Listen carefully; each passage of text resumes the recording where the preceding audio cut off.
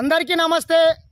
తెలంగాణ ప్రజలారా, మరి టీఆర్ఎస్ నాయకులు ఎమ్మెల్యేలు ఈ రైతులని ఈ సీజన్లో ఏ రకంగా మోసం చేస్తున్నారో మనం ఒకసారి చూద్దాం. మరి నిన్న పౌర సరఫరాల శాఖ మంత్రి గంగుల కమలాకర్ గారు ఒక స్టేట్మెంట్ ఇచ్చిండ్రు. ఏంటంటే, గింజ కోత పెట్టిన ఉపేక్షించం గంగుల, రైతుల నుంచి సేకరించే ధాన్యంలో ఒక గింజ కోత పెట్టినా ఉపేక్షించేది లేదని, మిల్లులకు వచ్చిన ధాన్యాన్ని వెంబడే అన్లోడింగ్ చేపట్టాలని, సీఎంఆర్ బియ్యాన్ని నిర్ణీత గడువులోగా ఇవ్వాల్సిందేనని మంత్రి గంగుల కమలాకర్ మిల్లర్లను హెచ్చరించిండంట. మరి మంత్రి గారి స్టేట్మెంట్ ఎట్లున్నదంటే, కోడల్ని దొంగులకమంటున్నాడు, అత్తని దాచుకోమన్నట్లున్నది. ఎందుకంటే మరి నేను మా కోడంగల్ ప్రాంతంలో ఏం జరుగుతున్నదో ఒక స్కామ్ చెప్తా.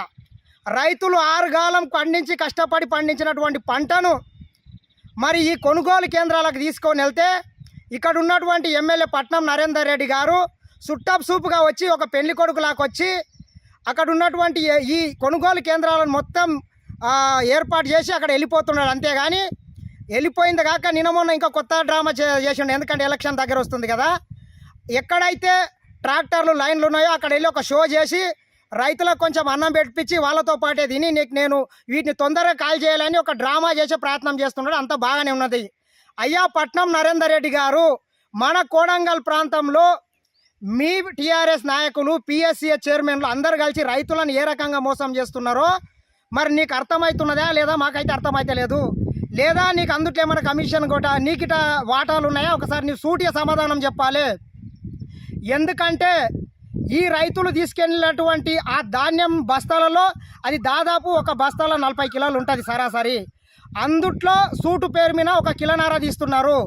మళ్ళీ ఇవి సన్నొడ్లు వేరే రకము అని చెప్పి ఒక 2 కిలోలు తీస్తున్నారు. అంటే 40 కిలోలకు దాదాపు 3.5 కిలోలు, అంటే క్వింటాల్కి వచ్చే వరకు దాదాపు ఒక 10 కిలోలు సూటు పోతున్నది.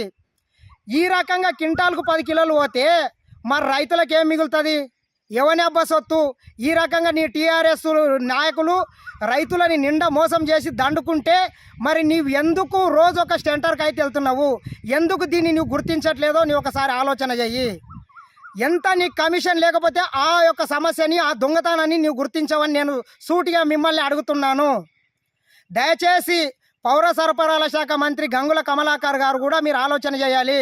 యావత్ తెలంగాణ రాష్ట్రంలో మీ టీఆర్ఎస్కు సంబంధించిన దొంగ నాయకులు, పిఎస్సిఎస్ చైర్మన్లు మొత్తం కలిసి ఒక సిండికేట్గా ఏర్పడి మిల్లర్లతోని ఈ లంగ దంద చేసి రైతులను నిండా ముంచి మరొకసారి రైతుల పాలిట వాళ్ళ పొట్టగొట్టి ఈ రకంగా మీరు కమిషన్లు దండుకుంటే సర్వనాశనం అయిపోతాడు.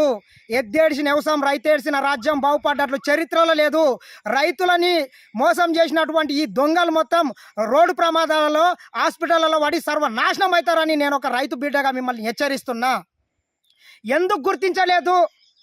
అదే ఈ అకాలంగా వచ్చినటువంటి వర్షాలు, వడగళ్ళు రైతులను సగం నాశనం చేస్తే ఈ వచ్చిన కాస్త కూస్త పంటను కూడా మీ టీఆర్ఎస్ నాయకులు సగం దొబ్బేసి సర్వనాశనం చేస్తున్నారు.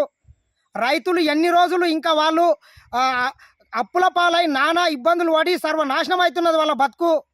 కావున ఇకనైనా కేసీఆర్ కానీ, కేటీఆర్ కానీ, పౌర సరఫరాల శాఖ మంత్రి కానీ మరికొందరు ప్రజాప్రతినిధులు సోయి తెచ్చుకొని ఇకనైనా ఈ మిల్లర్లు, ఈ దళాలు చేస్తున్నటువంటి ఈ లంగా పనిని, దొంగ పనిని అరికట్టి తెలంగాణ రైతులకు అండదండగా ఉండాలని, లేని పక్షంలో రైతు ద్రోహిగా నిలబడతారు.